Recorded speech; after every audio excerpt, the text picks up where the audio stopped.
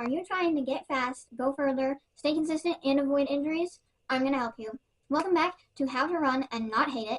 I'm your host, I'm Kaylee, an almost 18... I'm Kaylee, a 17-year-old distance runner. I have been doing cross country since the 7th grade, and I'm going into my senior year of high school, and I am super excited to share some tips with you.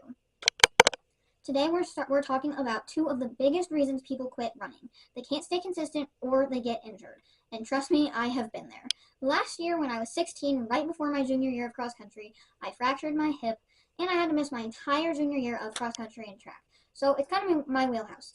I'm going to tell you, first we're going to talk about how to stay consistent and keep running, because trust me, that is the #1 way to get faster and get better, is just keep showing up.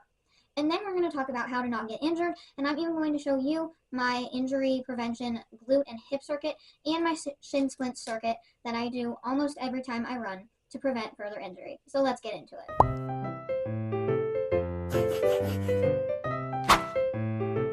First up, consistency. It's not about being perfect, but it's about showing up for yourself day after day after day, even if it's not perfect. For me, I like to treat running like brushing my teeth. You just build a habit out of it. Something that has helped me is our cross-country team schedules. But when I'm not in season and I don't have a team schedule, I like to plan my runs for the week ahead of time. So Sunday is my rest day. I like to make a plan for the following week ahead with my runs, strength training, all that. Just make sure I know what I'm doing. And then I give myself grace if things change. I listen to my body and I go based off of that. And it helps me stay consistent so I'm not just in the moment, what am I going to do, where am I going to go, that sort of thing. I also track everything in my running notebook. I've been doing this for years, literally since I was in middle school, so I have tons and tons of years of splits in here. And it just helps me see my progress and how much I have changed and improved over time. It's motivation, and it's fun to look at and collect all these fun little stickers. Oh my goodness. But I can really see, looking at that week after week, I do get faster. I can tell that each season I have changed so much. I've literally cut 10 minutes off my 5K PR since I started running, which is pretty great, and I can just see that consistency has helped me in the long run. Just like anything you do, the more you do it, the more you get used to it, and the better you get at it. It's muscle memory, so the more you run, and each day that you run, your muscles are going to be like, oh yeah, this is what I do, and then you can focus on going farther and going faster. For me, I took a break in between 8th grade and 10th grade, and I focused on just soccer and cheer for 1 year. When I got back to running in 10th grade, I felt pretty out of shape, but I just kept running and running and running. And within 7 months, I cut 3 minutes off my easy mile pace, and I was going way further than I used to. So just show up day after day, and eventually running won't be hard, and it'll only be enjoyable. Actually, that's not true. Running is always going to be hard.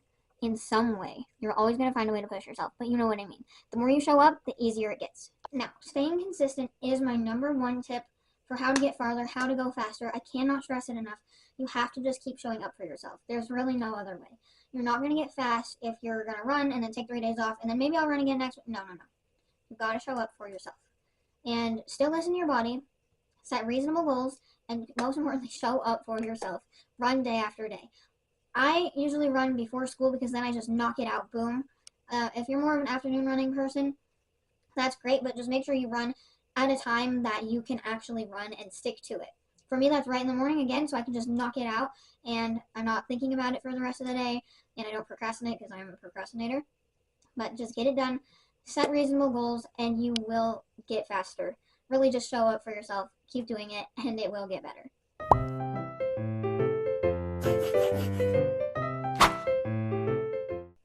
Now for the part I know so many of you worry about, injuries. And don't worry, I worry about it too.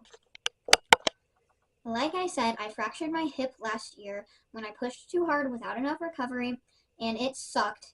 I had to take 7 months off of running. I missed my junior year of cross country and track, which is such a big year for colleges and everything. And I lost a lot of progress, which really sucked. But I'm finally getting back into it, and I never want anyone to ever go through that. So I'm here to tell you that most injuries are preventable with proper training and fuel and rest. So I'm going to tell you how. First thing is make sure that you're eating enough and fueling properly. Now, this is easier said than done. If you know me and my story, and I can link my injury journey like in the description or like in whichever corner it is. But if you know me and my injury story, I have celiac disease, and that caused REDS, or relative energy deficiency in sport. Now, a lot of people will say ED because I've gotten those hate comments all the time. No, I have never had any sort of disorder, and making those comments is not doing justice to those people that have suffered through that. That's a completely different story. My celiac disease causes malabsorption of certain nutrients, and I also, when you're gluten-free, it's kind of hard to get enough calories because a lot of gluten-free foods do not have the same amount of calories as the regular version of that food because they're usually geared toward like the health nut people. Now that's a whole other problem that I could talk about for days, but I'm not going to.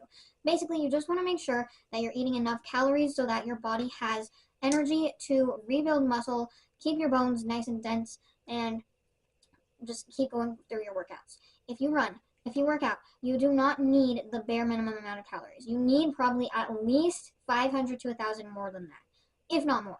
Like, look guys, I'm trying to eat 3,000 calories a day, and I'm 4'10", and I'm very tiny, and I eat 3,000 calories a day. If you're an athlete, you need a lot of calories.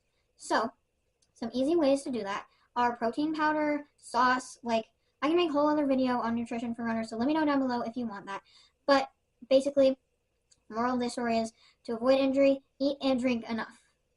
Secondly, strength training. Oh my gosh, this is one of the most important things as a runner ever. So for my first years of running, I literally didn't start strength training until I got hurt. So from the 7th grade to 11th grade, I did not do any strength training whatsoever. And, you know, strains and stuff like that happen, but I pushed through it because I have a high pain tolerance, and yeah. But strength training is so important.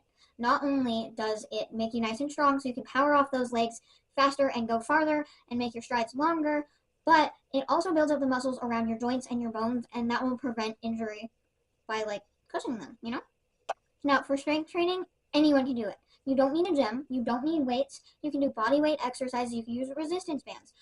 Me personally, I love, don't come at me, I love Nourish Move Love by Lindsey Baumgren. I found her when I was hurt because she has like seated workouts. I found her when I was hurt, and she's so motivational. I do her workouts like 3 to 4 times a week, and I have gotten legitimately stronger from it.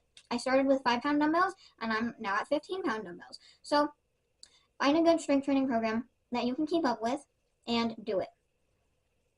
The resistance bands and weights and all my good foam rollers and running recovery tools and everything that I use are linked in my Amazon storefront if you want to go check those out too, because I know a lot of you have been asking me where I get my stuff, and I finally got an Amazon storefront, and I'm so proud of myself. So they're all down there for you guys to make it easy. Here's a typical week for me. So Sundays is a rest day. You need rest. You cannot run and work out 7 days a week. No.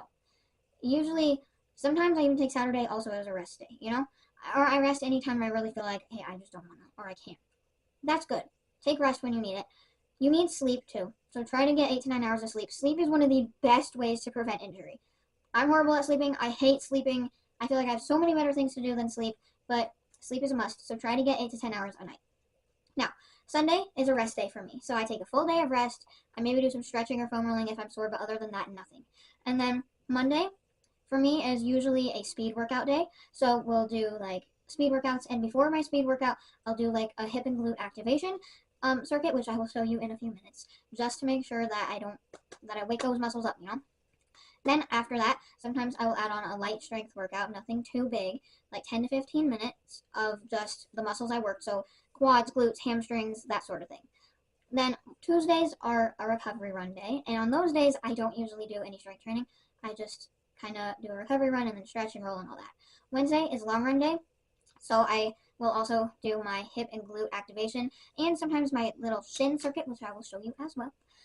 Basically, the theme here is I keep hard days, like workout days and long run days, hard. So in saying that, I mean you do a hard run and you do a little bit of strength on top of it. And then you keep easy days easy and just do the easy run and let yourself recover. See what I mean? I also try to do 1 to 2 cross training days a week. I know that in the thick of cross country season, I run 6 days a week, so I can't really fit that in. But when I'm running by myself, I do 3 to 4 days of running and then 2 to 3 days of just cross training. And so my cross training days, I only do strength, and that's where the Nourish Move Love workouts come in. If you want to check that out, I highly recommend it. But find a good strength training program that works for you and stick to it, because you will see the gains. Alright, now the part you've all been waiting for. This is highly requested. After my hip injury, I started doing some hip and glute activation circuits before my run. Depending on the day, I switch it up, but here's the routine that I do most often. Hey guys, so we're in my little basement gym here, and I'm going to show you first my hip and glute activation that I do. Now, you can do this with or without a resistance band.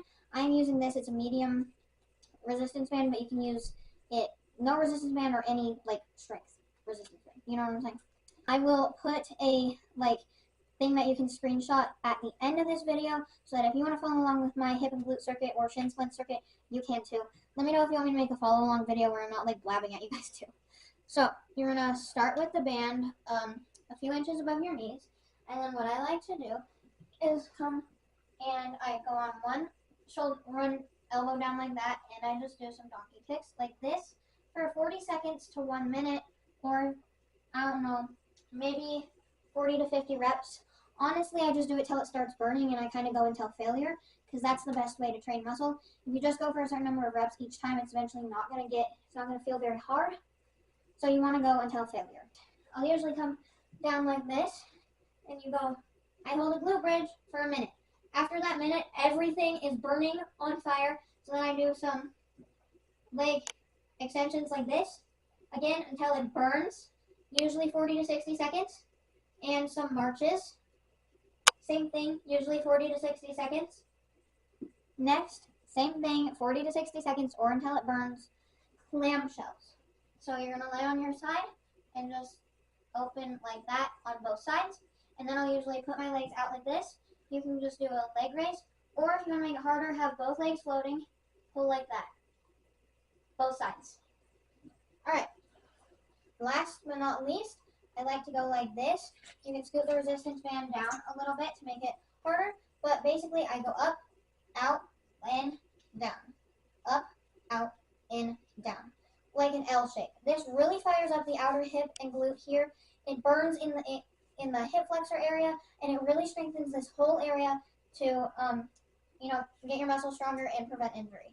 You really, really feel it, especially if you add that resistance band. So just think about drawing an L with your foot. And there you have it. That's my hip and glute activation. Now onto the shin splits one.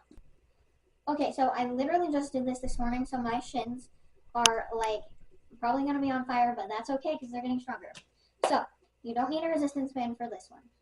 This routine isn't to fix shin splints, it's just to strengthen and prevent shin splints. So if you already have shin splints, it's not going to fix it, but you should probably do this to prevent further ones.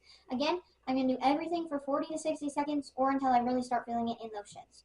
Let's get started. We're going to start down here on the floor, and we're going to go like this, and you're going to kind of pull it up, pull your foot up and down, and up and down, and kind of just go around like that to kind of just wake it up, you know what I'm saying? Do that. Okay, next up we've got some good old-fashioned calf raises. So I just do about 30 to 40 seconds of this, and then you're going to go back on your heels and up. So go straight from the calf raises into this, kind of rock back and forth like so, and then try not to take any breaks in between, side to side, and then front and back. Side, side, front, back.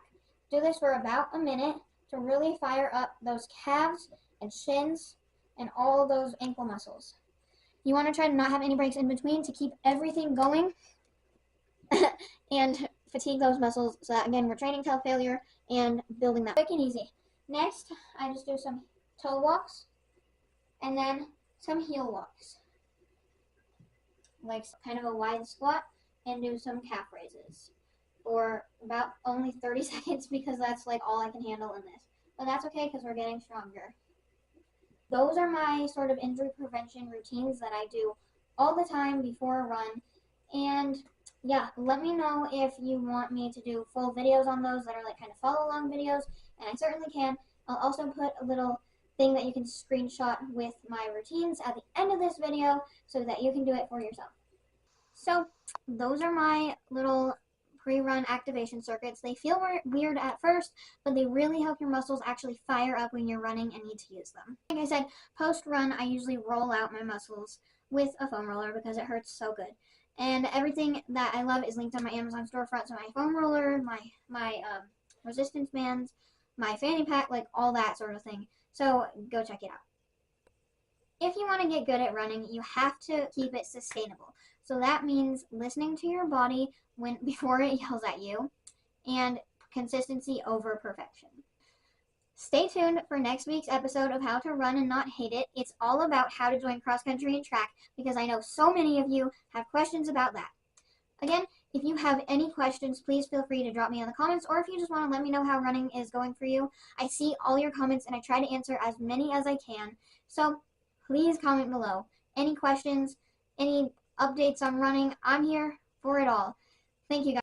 You guys got this. Remember to comment below, subscribe to me, go follow me on TikTok and Instagram, and remember to stay consistent, stay smart, and run strong. I'll see you guys next week's episode.